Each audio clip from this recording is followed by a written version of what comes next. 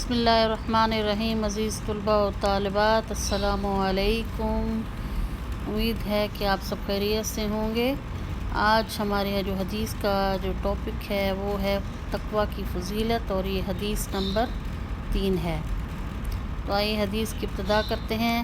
عن سعد بن ابی وقاص رضی اللہ عنہ قال سمعت رسول اللہ صلی اللہ علیہ وسلم یقول ان اللہ یحب العبد التقی الغنی الخفی۔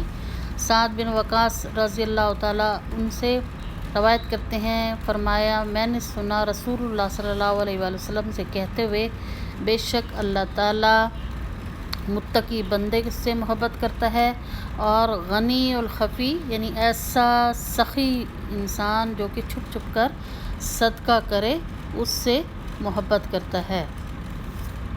چھپ چھپ کر صدقہ کرنے والے کے بارے میں ہے الید العلیٰ خیر من ید السفلیٰ، یعنی اوپر والا ہاتھ لینے والے ہاتھ سے زیادہ بہتر ہوتا ہے۔ تو اس کے بارے میں یہ بھی تھوڑا سا آگے بیان فرمایا گیا ہے۔ وابدؤ بمن تعول، یہ حدیث حکیم بن حزام کی ہے، اس نے رسول اللہ صلی اللہ علیہ وسلم سے روایت کرتے ہوئے فرمایا وابدؤ بمن تعول، یعنی جب ہم صدقہ کرنے لگیں تو اس وقت ہم نے دیکھنا چاہیے کہ ہمارے آس پاس ہمارے پڑوسی، ہمارے قریبی رشتہ دار، یعنی وابدؤ بمن تعول، تعول کہتے ہیں اپنے اہل و عیال، اپنے گھر سے شروع کریں۔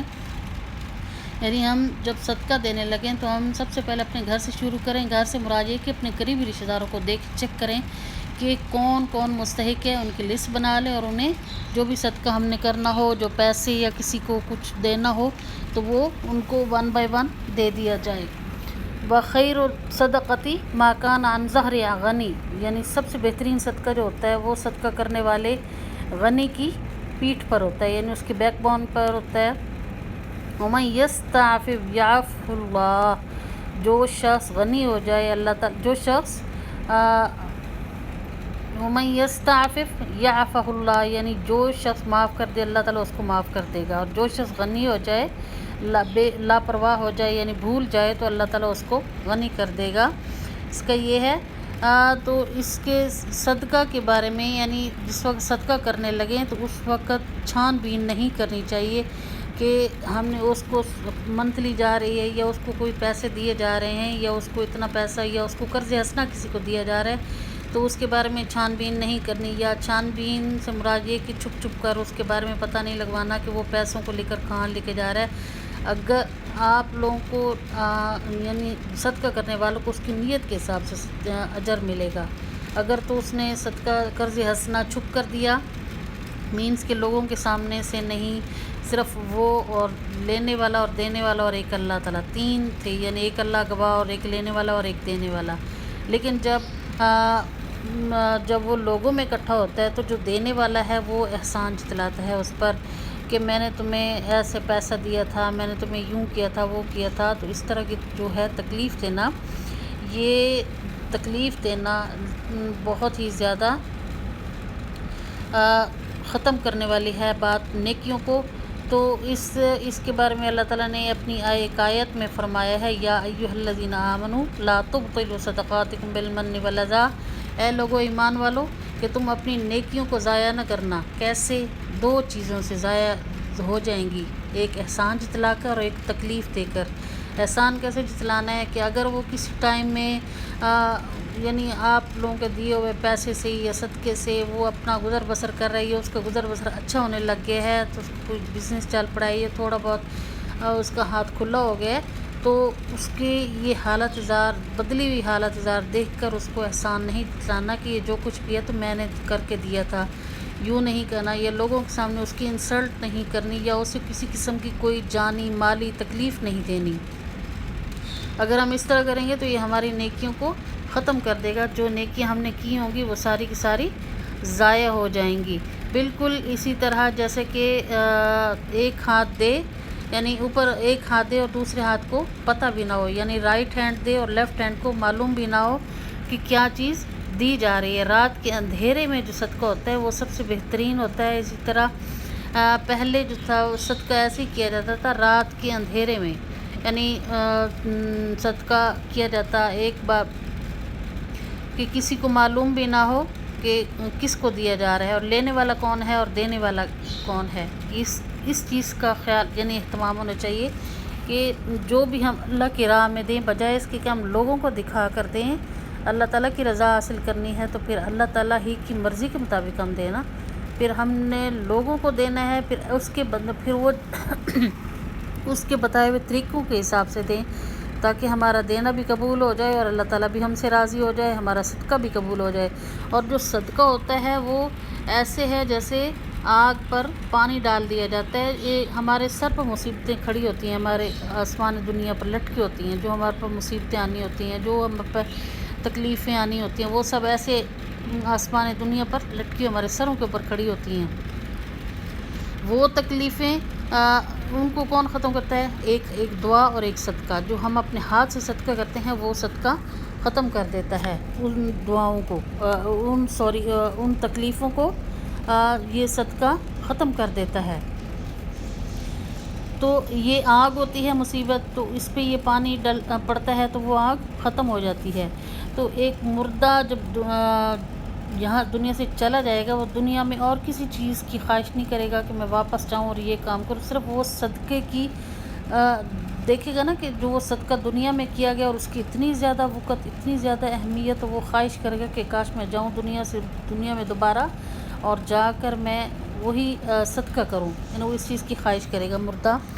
تو یہ بھی ہے کہ ہم کسی کو کھانا کھلا سکتے ہیں، یا ہم کسی محتاج کی مدد کر سکتے ہیں، پیسوں سے، مال سے، کسی بھی طریقے سے مدد کی جا سکتی ہے۔ اپنے گھر میں ہم چیک کریں کہ جو چیز ایکسٹرا ہیں، جو ہماری ضرورت سے زائد ہیں، یا ایسے بہت سا فرنیچر یا ایسا کچھ بھی گھر کا چیزیں جو کہ ہماری ضرورت کی نہیں ہیں اور ایکسٹرا ہیں، تو پھر ہم کسی ضرورت مند کی مدد کر کے انہیں دے کر ثواب لے سکتے ہیں، لیکن لوگوں کو دکھا کے نہیں، صرف لینے والا، دینے والا اور تیسرا اللہ تعالیٰ یہ گواہ ہو بس، اور کوئی بھی نہ ہو۔ تو اس طرح کا۔ اور دوسرا متقی اور پرہیزگار، یعنی ایک ایسا انسان جو کہ اپنے کپڑوں کو، جیسے ہم اپنے کپڑوں کو گندگی سے بچاتے ہیں کہ ان پر کوئی کسی قسم کا داغ دھبا نہ لگے، گندگی نہ لگے، تو اسی طرح متقی انسان جو ہوتا ہے وہ اپنے نفس کو بچاتا ہے، اپنی روح کو بچاتا ہے، اپنے کپڑوں کو بچاتا ہے، اپنے جسم کو بچاتا ہے گندگی سے، غلاظت سے، گناہوں کی گندگی سے بچاتا ہے تاکہ اس کے کپڑے صاف ستھرے ہیں۔ تو اللہ تعالیٰ متقی اور پرہیزگار لوگوں سے محبت کرتا ہے اور صدقہ کرنے والوں سے محبت کرتا ہے۔ تو یہ یعنی ایسا متقی انسان، اللہ تعالیٰ نے قرآن پاک میں ایسے لوگوں کے بارے میں فرمایا ہے جو مستحق بھی ہوتے ہیں اور لوگوں کے سامنے ہاتھ بھی نہیں پھیلاتے، اپنی سفید پوشی کا بھرم رکھتے ہیں۔ تو ان کے بارے میں فرمایا لا یسألون الناس الحافا، کہ لوگوں سے وہ لپٹ کر سوال نہیں کرتے۔ تو ایسے لوگ اللہ تعالیٰ ان لوگوں میں شامل ہوں گے جو کہ 70,000 لوگ بغیر حساب اور کتاب کے جنت میں داخل ہو جائیں گے۔ اللہ تعالیٰ ان لوگوں میں ایسے لوگوں کو شامل کریں گے جو کہ مستحق ہونے کے باوجود لوگوں کے سامنے ہاتھ نہیں پھیلاتے تھے، اپنی سفید پوشی کا بھرم رکھتے تھے۔ تو اللہ تعالیٰ متقی انسانوں کی جو صفات ہیں وہ قرآن پاک میں بیان فرمائی ہیں۔ وعباد الرحمن الذین یمشون علی الارض ہونا، کہ میرے جو متقی بندے ہیں، جو میرے بندے ہیں، وہ زمین پر عاجزی سے چلتے ہیں۔ وَإِذَا خَاطَبَهُمُ الْجَاهِلُونَ قَالُوا سَلَامًا، جب انہیں جاہل لوگ کسی بھی قسم کی کوئی بات کہتے ہیں تو وہ خاموشی اختیار کرتے ہیں۔ وَالَّذِينَ يَبِيتُونَ لِرَبِّهِمْ سُجَّدًا وَقِيَامًا، یعنی وہ رات کو اپنے رب کے سامنے سجدہ کرتے ہوئے گزار دیتے ہیں، اللہ تعالیٰ کے سامنے عاجزی کرتے ہوئے، عبادت کرتے ہوئے گزار دیتے ہیں۔ تو ایسے لوگوں کی یہ نشانی، یہ متقی لوگوں کی نشانیاں ہیں۔ اور سورہ بقرہ کی شروع جو پہلی آیات ہیں 5-6، وہ بھی اللہ تعالیٰ نے متقی لوگوں کی صفات کے بارے میں فرمائی ہیں کہ الذین یقیمون الصلاۃ ویؤتون الزکوٰۃ، کہ وہ لوگ جو نماز قائم کرتے ہیں، زکوٰۃ دیتے ہیں، اور جو ہم نے رزق دیا ان کو ان میں سے وہ خرچ کرتے ہیں، یعنی جتنا بھی اللہ تعالیٰ نے ہمارے نصیب میں لکھا ہے، چاہے تھوڑا ہے زیادہ، وہ ہم خرچ کریں اور اس پر اللہ تعالیٰ کا شکر ادا کریں۔ شکر ادا کرنا ہمارے رزق اور ہماری زندگی میں برکت اور ہمارے رزق میں فراخی کا باعث بنتا ہے، بجائے اس کے کہ اگر ہم ناشکری کریں گے تو وہ چیز ہمارے لیے تکلیف کا باعث بنے گی۔ تو قال رسول اللہ صلی اللہ علیہ وآلہ وسلم کل بنی آدم خطان وخیر الخطائین توابون، یعنی ہر انسان خطا کار ہے، اور بہتر خطا کار کون ہے؟ توابون، وہ لوگ جو توبہ کر لیتے ہیں۔ توبہ کی توفیق اللہ تعالیٰ جس کو دے دے تو وہ متقی ہوتا ہے، یعنی توبہ ہر انسان کر سکتا ہے، لیکن اللہ تعالیٰ کی جس کو توفیق دے توبہ کرنے کی، وہ صرف توبہ کر سکتا ہے اپنے گناہوں سے، اور اپنے آپ کو بچا لینا، گناہوں سے باز آ جانا، رک جانا، یہ ہوتا ہے متقی انسان کی صفات۔ امید کرتی ہوں کہ آپ کو میری بات سمجھ آ چکی ہوگی۔ وما علینا الا البلاغ المبین۔ والسلام علیکم ورحمۃ اللہ وبرکاتہ۔